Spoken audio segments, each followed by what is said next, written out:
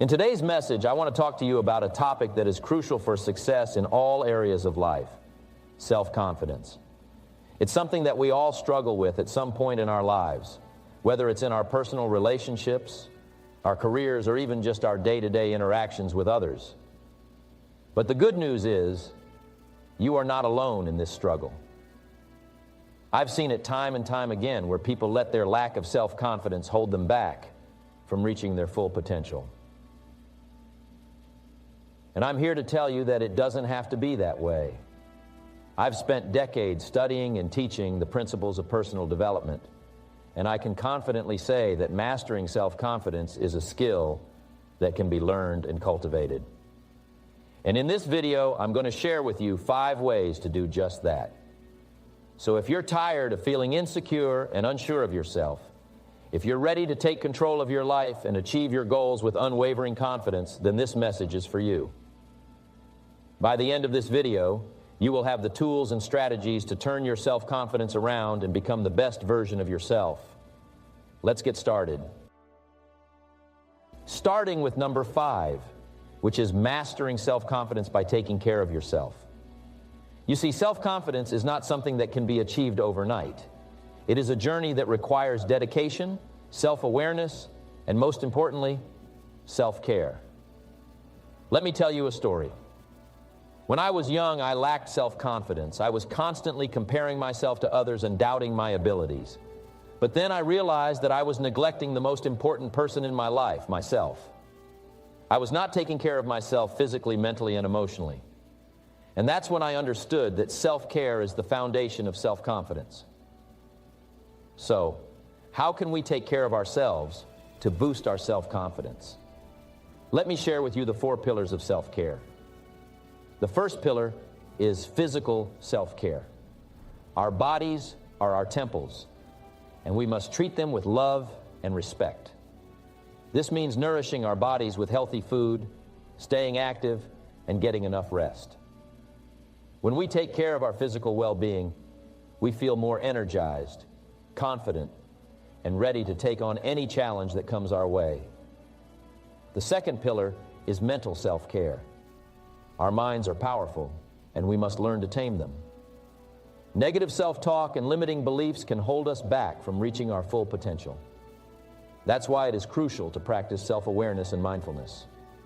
Be aware of your thoughts and replace any negative ones with positive affirmations. Believe in yourself, and you will see a significant improvement in your self-confidence. The third pillar is emotional self-care. Our emotions play a significant role in our overall well-being. It is essential to acknowledge and process our emotions, whether they are positive or negative. Find healthy ways to express your emotions, such as journaling, talking to a friend, or seeking professional help if needed. When we take care of our emotional well-being, we become more resilient and confident in handling any situation that comes our way. The fourth and final pillar is spiritual self-care. Now, this does not necessarily mean religious beliefs. Spiritual self-care is about finding inner peace and purpose in life. It could be through meditation, spending time in nature, or practicing gratitude. When we connect with our inner selves and find meaning in our lives, we become more confident and fulfilled individuals. So, my friends, these are the 4 pillars of self-care that will lead you to master self-confidence. But remember, self-care is not a one-time thing. It is an ongoing process that requires consistent effort and dedication. So, make it a priority to take care of yourself every day. Now, let me leave you with some practical tips to incorporate self-care into your daily routine. Firstly, schedule time for self-care. Just like any other important task, make it a point to set aside time for yourself every day. It could be as simple as taking a walk, reading a book, or indulging in a hobby. Secondly, learn to say no. We often feel guilty for saying no to others, but it is crucial to prioritize our well-being. If something does not align with your values or drains your energy, it's okay to decline. Lastly, surround yourself with positive and supportive people. The people we surround ourselves with can have a significant impact on our self-confidence. So, choose your company wisely and spend time with those who uplift and encourage you. Which leads us to number 4, which is mastering self-confidence by surrounding yourself with positive people. Now, you may be wondering, why is this so important?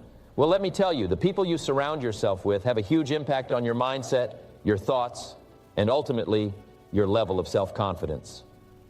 Think about it. If you are constantly surrounded by negative people who are always complaining, doubting themselves and others, how do you think that will affect your own thoughts and beliefs? It's like a virus, slowly infecting your mind and making you doubt yourself as well. On the other hand, if you surround yourself with positive, uplifting people who believe in themselves and in you, how do you think that will impact your own mindset? It's like a breath of fresh air, filling you with positivity and self-assurance. Now, I'm not saying that you should only surround yourself with people who constantly tell you how amazing you are. That's not what true positivity is about. It's about surrounding yourself with people who genuinely care for you, who support you, and who believe in your potential. These are the people who will lift you up when you are feeling down, who will remind you of your strengths when you are doubting yourself, and who will push you to be the best version of yourself. But let's be real. Sometimes it's not easy to find these kinds of people. We live in a world where negativity seems to be the norm. So what can we do to surround ourselves with positive people? First and foremost, we need to be aware of the people we are currently surrounding ourselves with. Are they adding value to our lives? Are they bringing us down? If it's the latter, it may be time to reevaluate those relationships. It's okay to distance yourself from negative people, even if they are family or longtime friends. Remember, you are the average of the 5 people you spend the most time with, so choose wisely. Secondly, seek out positive people. They are out there, I promise you. Join groups or communities that align with your interests and values. Attend events or conferences where you can meet like-minded individuals.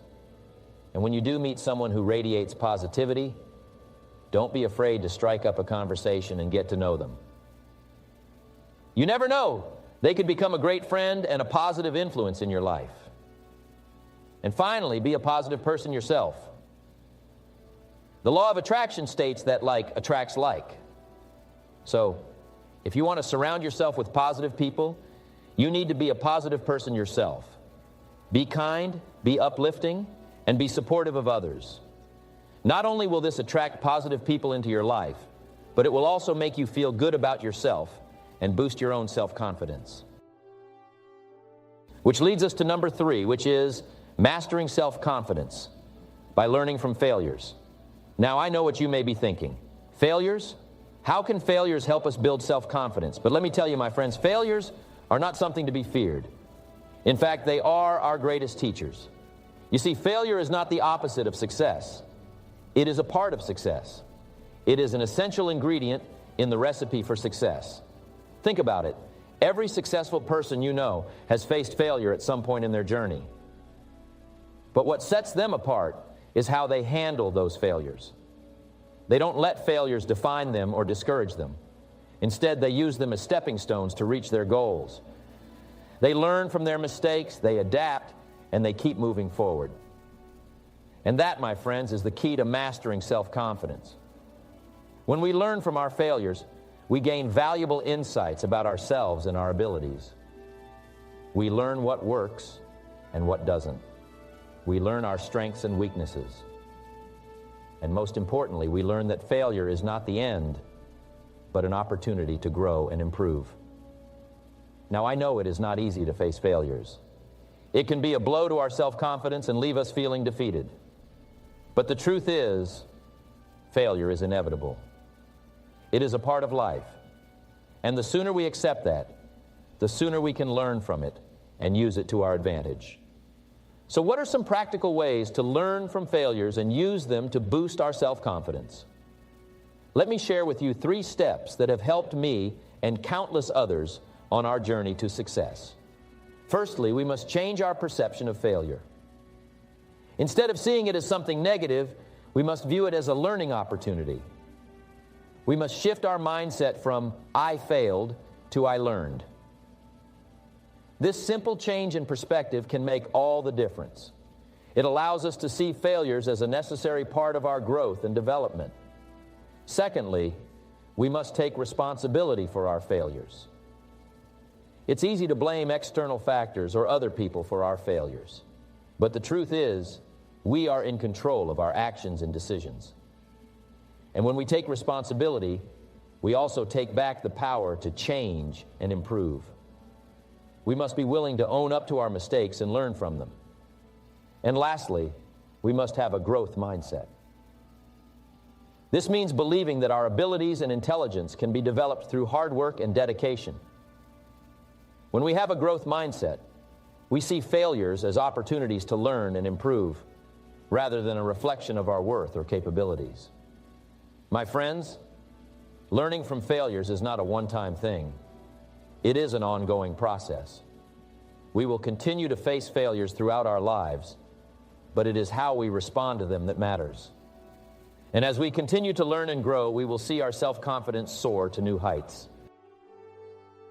Which leads us to number 2, which is mastering self-confidence by setting achievable goals. Now, I know what some of you may be thinking. Jim, why are we talking about goals when we're supposed to be talking about confidence? Well, my friends, let me tell you this. Setting achievable goals is the foundation of building self-confidence. It is the key to unlocking your true potential and unleashing the power within you. You see, self-confidence is not something that you are born with. It is not a trait that some people have and others don't. Self-confidence is a skill that can be learned and developed. And just like any other skill, it requires practice, dedication, and a clear plan of action. And that is where setting achievable goals comes into play. Let me ask you this. Have you ever felt lost, unmotivated, or unsure of yourself? Have you ever looked at successful people and wondered how they got to where they are today? Well, let me tell you a little secret. They didn't get there by chance. They got there by setting achievable goals and working towards them every single day. You see, setting achievable goals gives you a sense of direction. It helps you focus your energy and efforts towards something that is meaningful and important to you. It gives you a purpose and a reason to wake up every morning with a fire in your belly. And when you have a clear goal in mind, you will be amazed at how confident and determined you become. But here's the catch. Your goals need to be achievable. They need to be realistic and within your reach. I'm not saying that you shouldn't dream big, but your goals should be something that you can actually work towards and achieve. Setting unrealistic goals will only lead to disappointment and demotivation. So be honest with yourself and set goals that are challenging yet attainable. Now let me share with you a simple yet effective method for setting achievable goals. It's called the SMART method. SMART stands for specific, measurable, achievable, relevant, and time-bound. First and foremost, your goals should be specific. This means that they should be clearly defined and well-defined. For example, instead of saying, "I want to be successful," be specific and say, "I want to start my own business and make a profit of $100,000 in the next 2 years." Next, your goals should be measurable. This means that you should be able to track your progress and see how far you've come. Going back to our previous example, you can measure your progress by tracking your sales and profits each month. Thirdly, your goals should be achievable. As I mentioned earlier, your goals should be challenging yet attainable. Don't set yourself up for failure by setting unrealistic goals. Start small and work your way up. Moving on, your goals should also be relevant. This means that they should align with your values, beliefs, and long-term vision. If your goals are not relevant to your overall purpose, you will struggle to stay motivated and committed. Lastly, your goals should be time-bound. This means that you should have a deadline for when you want to achieve your goal. Having a timeline creates a sense of urgency and helps you stay focused and on track. Now, setting achievable goals is just the first step. The real work begins when you start taking action towards those goals. And let me tell you, the journey towards achieving your goals will not be easy. There will be obstacles, challenges, and setbacks. But remember, every time you overcome a hurdle, your confidence grows stronger. Which leads us to number 1, which is mastering self-confidence by practicing self-affirmations. Now, some of you may be wondering, what are self-affirmations? Simply put, they are positive statements that we repeat to ourselves in order to reprogram our subconscious mind. You see, our minds are like a garden, and the thoughts we plant in it will determine the fruits we harvest. If we constantly plant seeds of self-doubt and negativity, we will reap a harvest of insecurity and low self-esteem. But if we plant seeds of self-love and positivity, we will reap a bountiful harvest of confidence and self-assurance. So why are self-affirmations so powerful? It's because our subconscious mind cannot differentiate between what is real and what is imagined. When we repeat positive statements to ourselves, our mind starts to believe them and our actions align with our beliefs. It's like programming a computer. The more we input positive affirmations, the more our mind will start to operate in a positive manner. Now, I know some of you may be thinking, but Jim, I don't believe in myself. How can I say these positive statements and expect them to work? And my answer to that is, you have to start somewhere. Believe it or not, self-confidence is not something that comes naturally to most people. It is a skill that can be learned and mastered through consistent practice. And that's where self-affirmations come in. Think of it this way. If you wanted to become a great athlete, you wouldn't just sit on the couch and expect to become one. You would have to put in the work, practice every day, and eventually you would see results. The same goes for self-confidence. You have to put in the work and practice self-affirmations every day. Now let's talk about how to create effective self-affirmations. The first step is to identify your limiting beliefs. These are the negative thoughts that hold you back and make you doubt yourself. Once you have identified them, you can start to create positive statements that counteract those beliefs. For example, if you believe that you are not smart enough, your affirmation could be, I am intelligent and capable of achieving anything I set my mind to. The key is to make your affirmations personal, present tense, and positive. Use words like I am or I can to make them more powerful. And don't just say them, feel them. Imagine yourself as the confident person you want to become and say your affirmations with conviction.